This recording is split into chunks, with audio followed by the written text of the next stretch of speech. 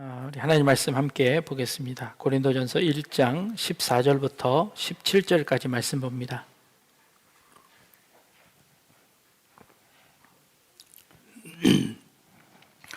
고린도전서 1장 14절부터 17절까지 말씀 우리 다 같이 같은 목소리로 한번 같이 읽습니다.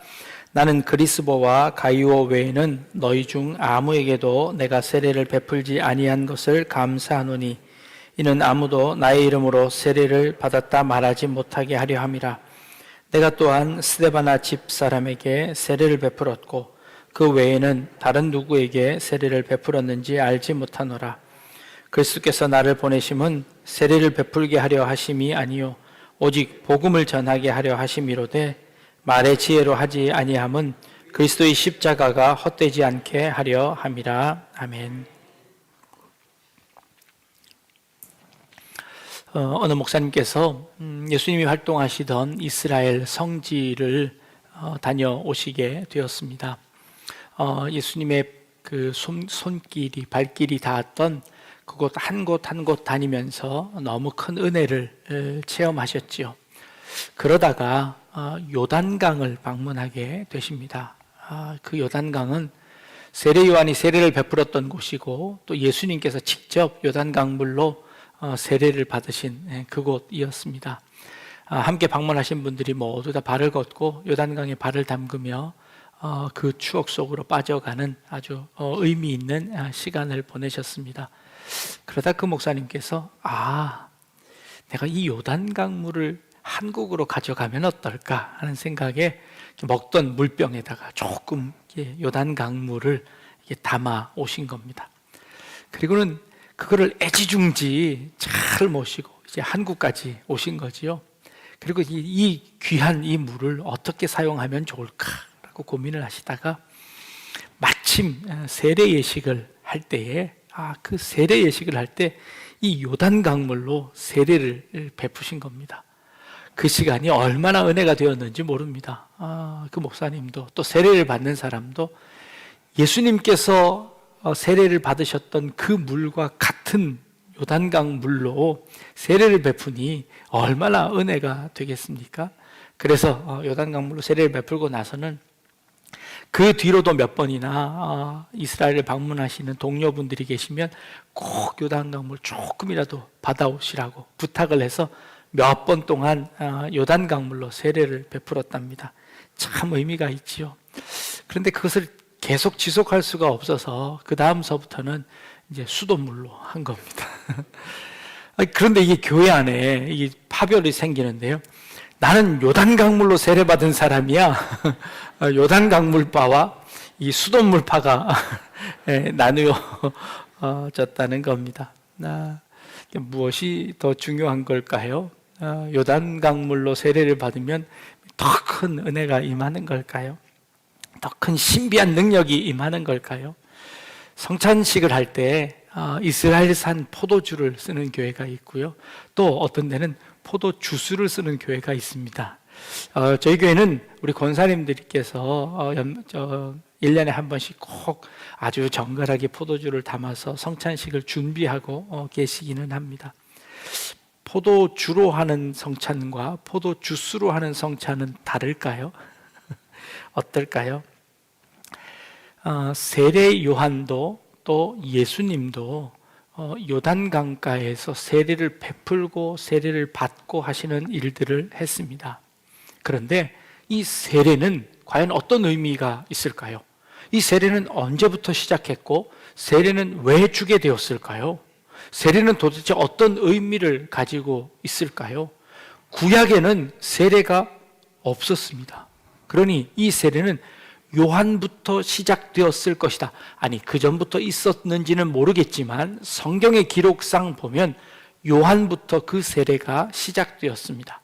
근데 요한의 세례는 도대체 어떤 의미를 가지고 있었을까요?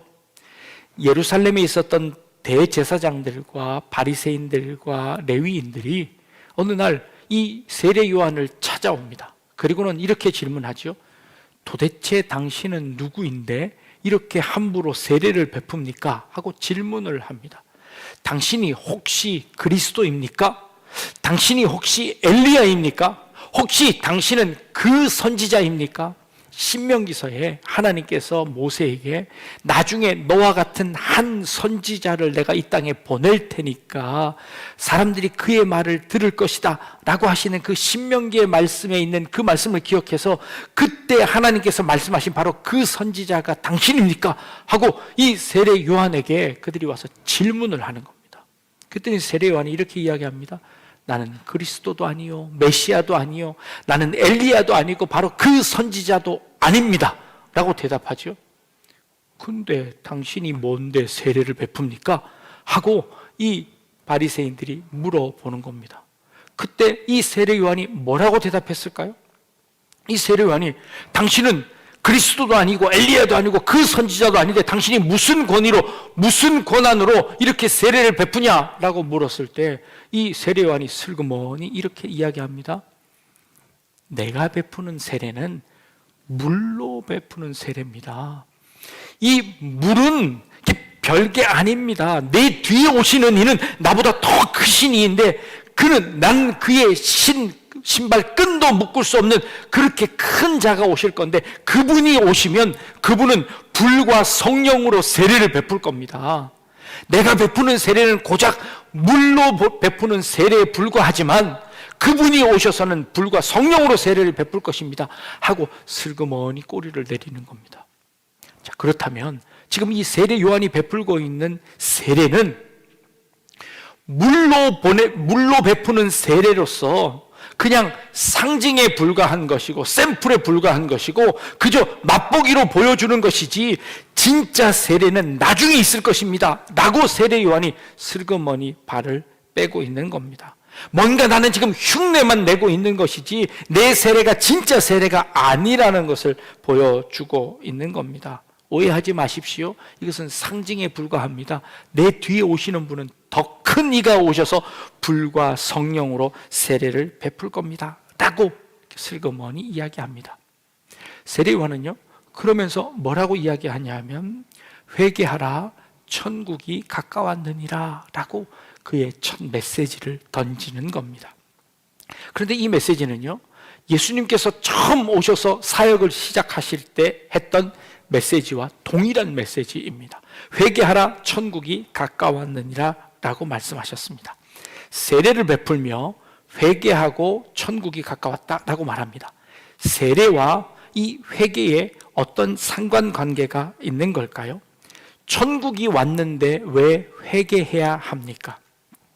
천국과 회개는 어떤 관계가 있습니까? 우리는 너무나 잘 압니다. 회개해야 천국 가지요. 그렇죠? 그러면 회개한다는 것은 천국 가는 조건이 되는 걸까요? 회개하지 않으면 천국에 가지 못하는 걸까요? 근데 우리는 배웠습니다.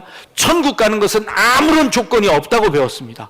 아무런 조건이 없는데 당신은 반드시 회개해야만 천국을 갈 수 있습니다 라고 이야기합니다. 이 회개라는 것은 천국 가기 위한 어떤 조건이 됩니까? 회개라는 것은 천국 가기 위해서 반드시 해야 하는 것입니까? 자격입니까?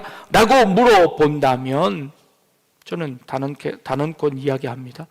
회개는 천국 가는 그런 자격이 아닙니다 라고 이야기할 겁니다.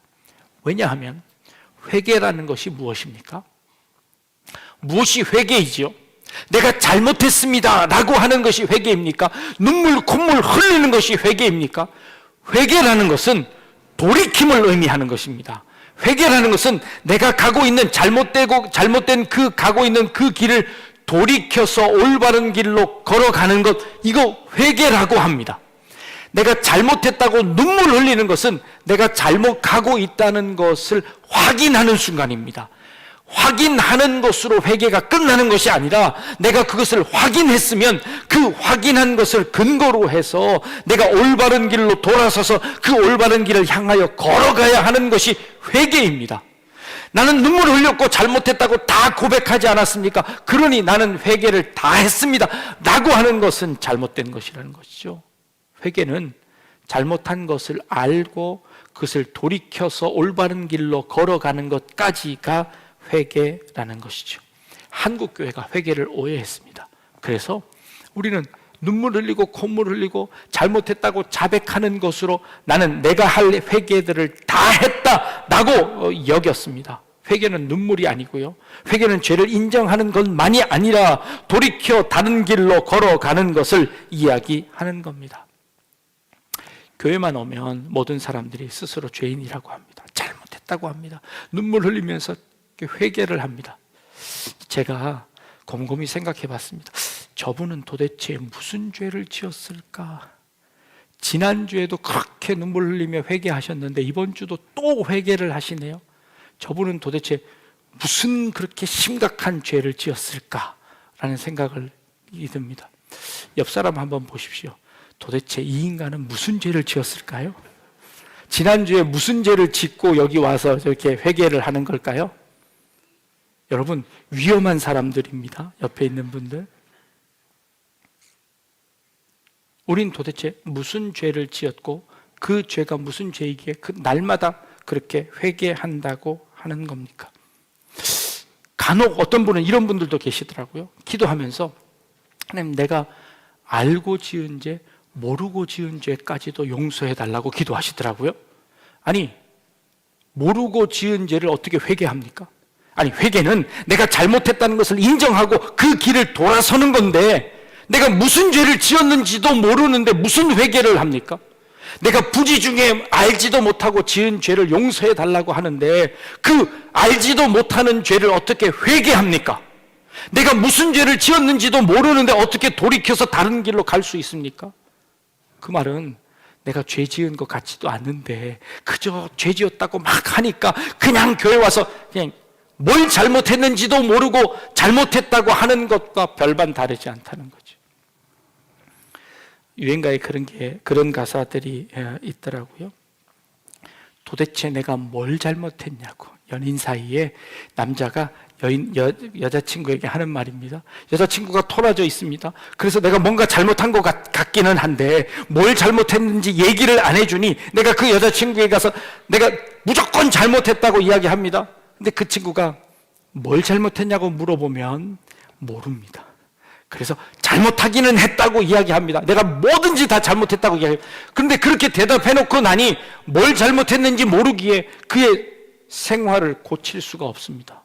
그것을 되돌려 놓을 수가 없습니다. 우리가 하나님과 이렇게 연애 밀당하고 있는 걸까요? 하나님이 토라져 있는 것 같고 하나님이 내 기도를 들어주시지 않는 것 같으니 그 하나님 앞에 내가 무조건 잘못했습니다, 모두가 다 내 죄입니다 라고 고백하는 걸까요? 무슨 죄를 지었는지 하나님 앞에 온전히 고백하고 그 자리에서 돌이켜야 그게 진정한 회개이지, 내가 문제를 저질렀는지도 모르겠으니 그냥 하나님 무조건 다 용서해 주십시오 라고 하는 것은 어쩌면 올바른 회개가 아닐지도 모르겠다는 겁니다. 잘못을 비는 것, 눈물을 흘리는 것, 그거 중요합니다.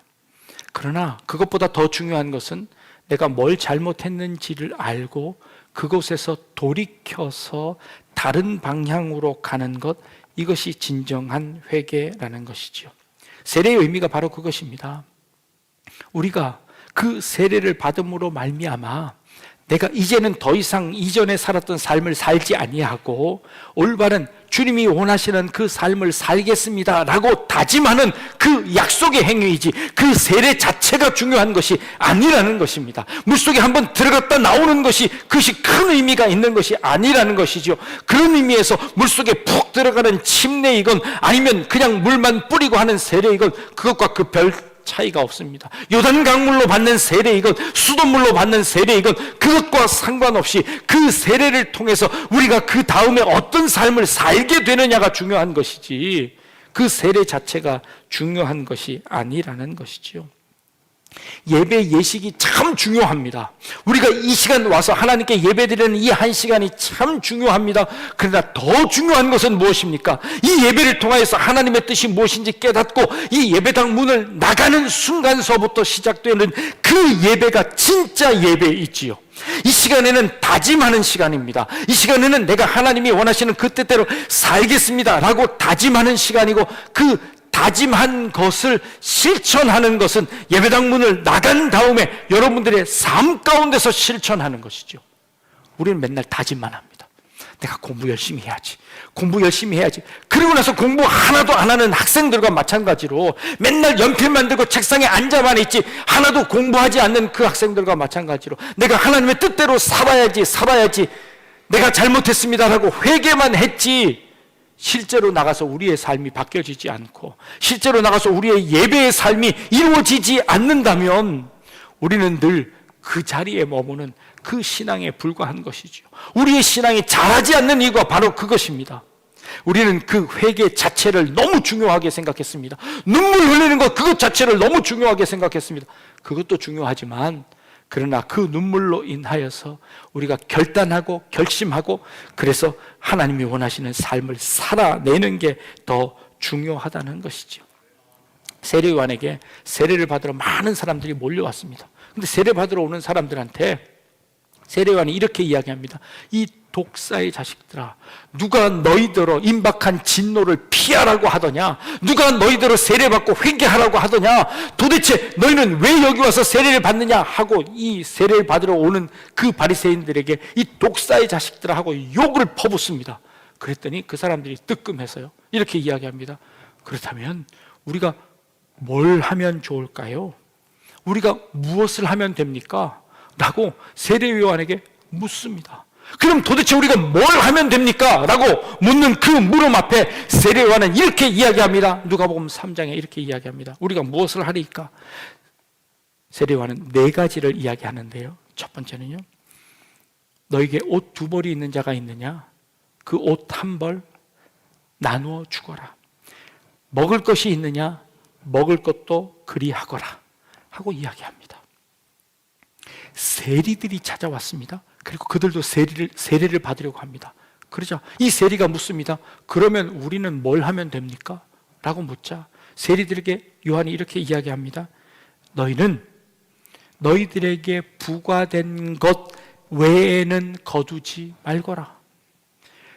군인들이 와서 세례를 받습니다. 그 군인들이 그러면 우리는 뭘 하면 됩니까? 라고 묻자 군인들에게 이렇게 이야기합니다. 너희는 강제로 남의 것을 강탈하지 말고 거짓으로 고발하지 말고 너희 받은 급료를 족한 줄로 알아라 라고 이야기하는 겁니다. 세례를 받고 우리가 해야 될 일이 무엇입니까? 라고 하는 그 질문에 세리들은 정한 것 위에 걷지 말고 너희 군인들은 강제로 빼앗지 말고 그것 너희 받은 급료를 족한 줄로 알고 그것 갖고 살아라 라고 이야기하는 겁니다. 그 당시의 사회에서는요, 세리들은 법률로 정해진 이율보다 훨씬 더 많은 것을 받는 것이 자연스럽고 당연한 것이라고 생각했습니다. 그들이 그것을 자기만 복식했을까요? 절대 그렇지 않을 겁니다. 그들은 자기가 받은 것 중에 일부는 위에 사람들에게 상납을 했을 것이고 그리고 그 상납한 것을 여러 사람들이 함께 나누었을 것이고 그리고 만약에 그것을 자기가 하지 않았으면 자기는 그 자리에 앉을 수 없어서 쫓겨나야만 했을 겁니다. 그 당시의 풍습에서는 이 세리들은 그렇게 하는 것이 당연한 것이라고 생각했을 겁니다. 불과 10년 전, 20년 전만 해도 운전을 하시다가 여러분들이 교통경찰에게 적발되시면 어떻게 하셨나요? 운전면허증 뒤에 슬그머니 5,000원짜리, 만원짜리 이렇게 드렸습니다. 그러면 그분은 그걸 받고 흡족하게 보내주셨습니다. 그게 너무나 자연스러운 그런 습관이었습니다. 딱지를 떼는 것보다 5,000원, 만원으로 해결하는 게 훨씬 좋았고 경찰도 그거 딱지를 떼서 더 많이 피해를 주는 것보다 그저 돈 5,000원, 만원 받고 그 사람이 다시 한번 더 조심하도록 하면 그거 법률이 원하는 것을 이룬다고 생각해서 별 꺼리낌 없이 그 일을 행하던 것이 불과 10년 전, 20년 전 일이었습니다. 그러나 지금은 어느 누구도 그렇게 하는 사람 없고 그렇게 했다가는 큰일 나는 세상이 되어버렸습니다. 그렇죠? 그것이 너무 자연스럽던 그 세상에 그것을 끝까지 저항하고 그것이 점차 바뀌어서 더 좋은 나라가 되어지는 것을 볼 수 있습니다. 정치인들이 거짓으로 꾸며서 다른 사람들을 고발합니다. 그래서 그런 일들이 지금도 비일비재하게 일어나는 것 우리 알고 있지 않습니까? 그러나 이 사회가 조금 더 좋아지면 그것이 점점 없어질 겁니다. 이제는 그런 일들이 일어나는 사람들에게 손가락질하며 그들이 쉬쉬하기 시작했습니다. 좀 더 좋은 나라로 가게 될 겁니다. 이렇게 나라가 변해가는 것이지요. 그러나 지금 이 세례 요한이 지금 그들에게 너희가 세례를 받고 해야 될 일이 무엇이냐라고 묻습니다. 그럴 때 그에게 이렇게 이야기합니다. 더 많이 걷지 말고 정해진 대로만 걷어라. 법률이 정하는 그대로만 행해라. 너희 남의 것 강탈하지 말고 남의 것 빼앗지 말고 너에게 주어진 그 급료에 만족하며 살아라 라고 이야기하는 것입니다. 지금 이 시대를 살아가면서 우리에게 세례를 받은 사람이, 회개를 하는 사람이 눈물을 흘리는 것보다 더 중요한 것이 무엇이냐라고 묻는다면 이 예배당을 나아가 우리에게 살아가는 그 삶 가운데서 정직하게 살아가는 것이 훨씬 더 우리에게 회개의 삶을 사는 것이라고 이야기하고 있는 것입니다. 예수 믿는 사람들이 나아가면 바른 소리 잘하고 늘 꼬치꼬치 따지기 좋아하고 이런 삶이 아니라 조금 너그럽게 너희 2벌 옷 가졌으면 1벌 나눠주라고 이야기하는 것입니다. 아니 여러분들 옷 2벌만 있으십니까? 아니지 않습니까? 그 얘기하는 것이 아니라 내가 가진 것 이것은 내 힘으로 얻은 것이니 이것은 나만을 위해서 쓰는 것이고 너는 능력이 없고 너는 돈이 없고 너는 열심히 일하지 않았으니 너는 그것대로 사는 것이 당연한 것이다 라고 그들을 치부하지 말라는 것이었습니다. 그들에게 너희의 그 마음을 좀 열어서 그 사람들에게 조금씩 나눠주고 살라는 것, 그것 요구하는 것이었습니다. 그것이 회개의 삶을 살라고 하는 것이었습니다. 그것이 정직하게 살고 정직하게 벌어들인 것을 그렇지 못한 사람들에게 조금 나누어 주고 살아가는 삶, 이 삶을 요구하는 것이었습니다. 이것이 큰 것이었습니까? 이것이 엄청난 일이었습니까? 이것이 눈물을 흘려야만 가능한 일이었습니까? 그렇지 않습니다. 그럼에도 불구하고 지금 세례 요한이 도대체 우리가 어떻게 해야 됩니까? 회개한다고 하는데 도대체 그럼 우리는 어떻게 살면 됩니까? 라고 묻는 그 질문에 세례 요한이 그렇게 얘기하는 겁니다. 우리 크리스찬들에게 묻습니다. 여러분들은 세례를 받으셨습니까? 여러분들은 회개를 하셨습니까? 그리고 하나님의 뜻대로 살기로 다짐하셨습니까?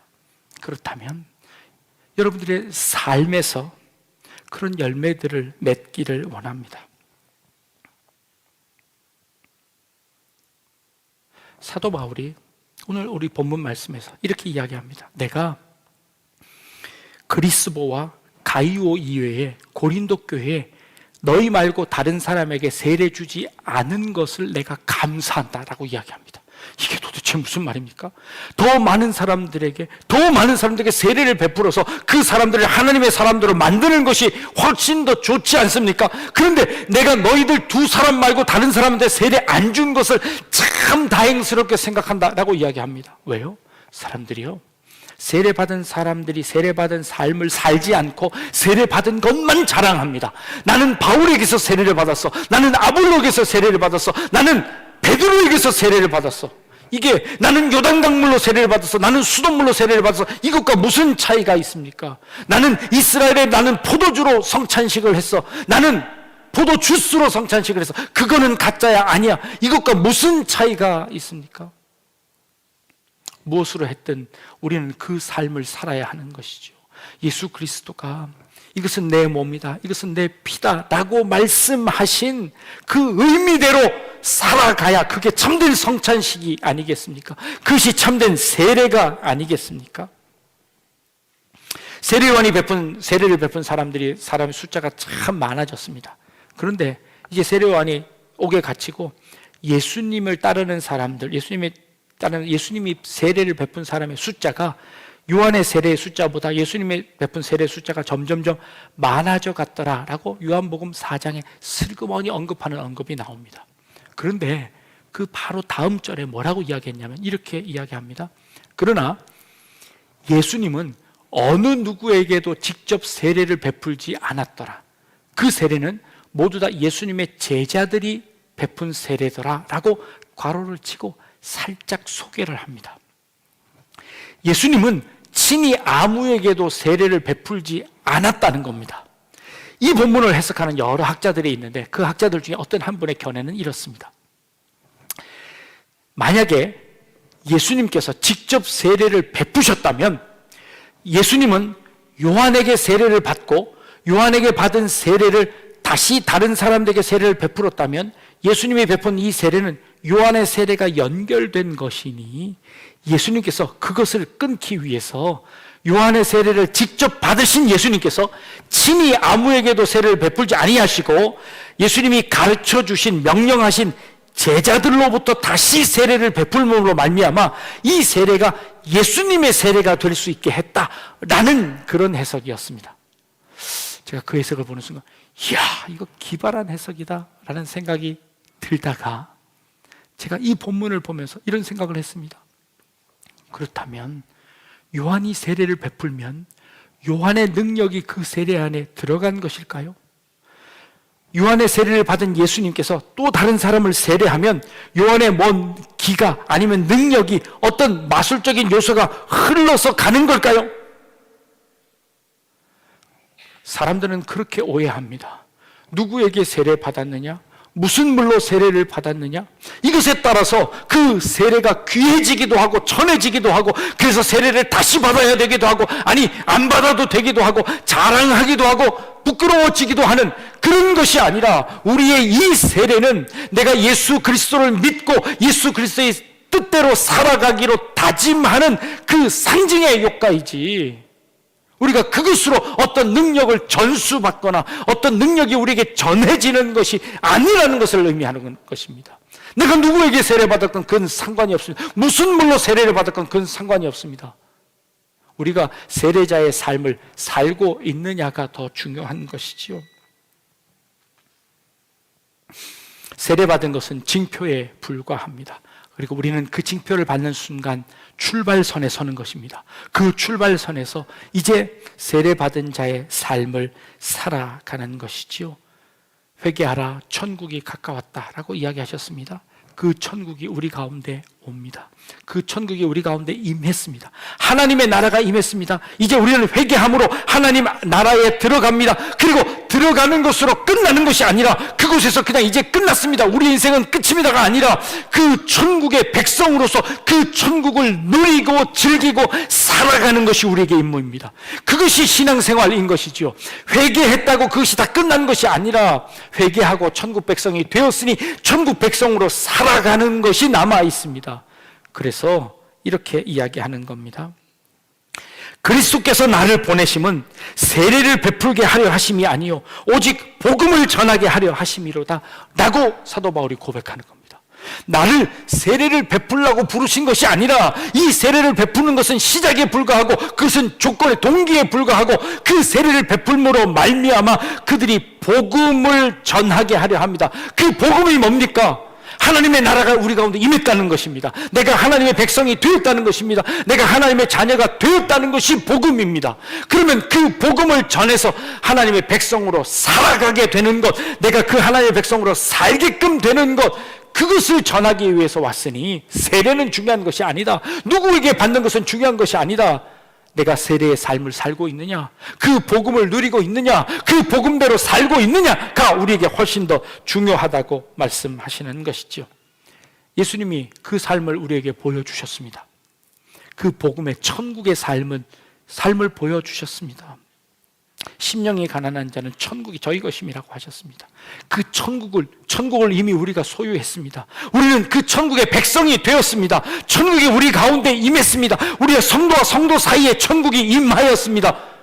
지금 모여있는 이곳이 하나님의 나라인 줄 압니다. 그러게 이 하나님의 나라에서 우리는 어떻게 살아야 할까요? 이 하나님의 나라를 살아가는 법들, 이 하나님의 나라를 누리는 법들, 이것이 신앙생활입니다. 눈물 흘리고 콧물 흘리고 하는 것은요, 이제 그것을 통해서 우리가 출발하는 출발점에 불과합니다. 이제 눈물 흘릴 것이 아니라 이제 우리가 어떻게 살아야 할지, 어떻게 하나님의 자녀답게 살아야 하는지, 그리고 그 복음을 어떻게 누리며 살아야 하는지, 그 복음을 어떻게 내 삶 가운데 녹여서 살아야 하는지, 그것이 우리에게 주어진 과제인 것이지요. 오늘 이 자리에 참여하신 우리 모든 성도님들은 천국을 이미 소유하신 분들인 줄 믿습니다. 하나님의 자녀인 줄 믿습니다. 하나님의 아들인 줄 믿습니다. 그러게 이제 하나님의 자녀로서 그 천국을 살아가기를 원합니다. 이것이 복음입니다. 이것이 복음입니다. 더 이상 우리에게 무엇이 중요한지, 그런 예배의 예식 물론 중요합니다. 세례 예식 회개하는 것 중요합니다. 그러나 더 중요한 것은 하나님의 자녀로서 어떻게 살아가는가. 우리의 가진 것 있으면 나눠주고 손해보고, 그리고 정당하게 행하고 불의를 행하지 아니하며 불의를 행하는 자들과 함께 기뻐하지 않고 내가 가진 것을 내가 가진 것을 그대로 누리는 것을 당연하다고 생각하지 않고 그것을 함께 나누며 살아가는 그 삶이야말로 진짜 복음이라고 말씀하시는 것이죠. 그 복음, 그 천국을 누리며 살아갈 수 있는 그런 우리 성도님들 다 되실 수 있기를 주님의 이름으로 축복합니다. 기도하겠습니다.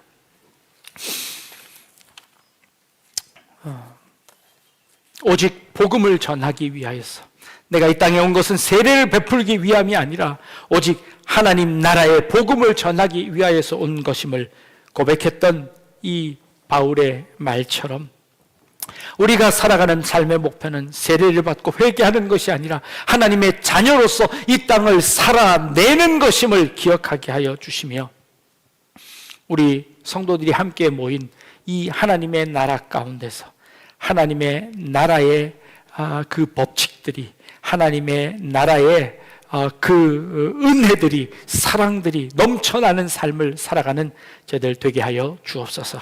감사드리며 예수님의 이름으로 기도합니다. 아멘.